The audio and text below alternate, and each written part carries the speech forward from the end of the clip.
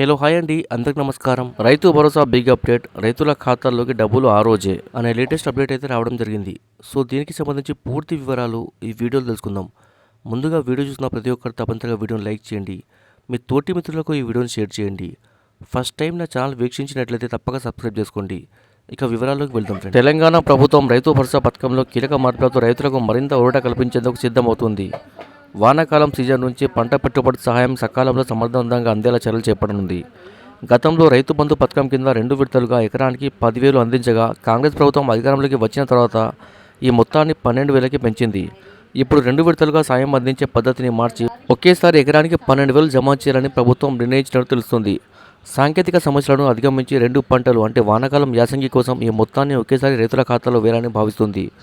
దీంతో రైతులకు పంట పెట్టుబడి సక్రమంగా సమయానికి అంది వ్యవసాయ పనులు సాఫీగా సాగనున్నాయి. అలాగే పెండింగ్లో ఉన్న రైతు భరోసా నిధులను ఈ జూన్ 3వ వారంలో రైతుల బ్యాంక్ ఖాతాలో జమ చేసేందుకు ప్రభుత్వం సన్నాహాలు చేస్తుంది. Subscribe for more videos. Thanks for watching friends.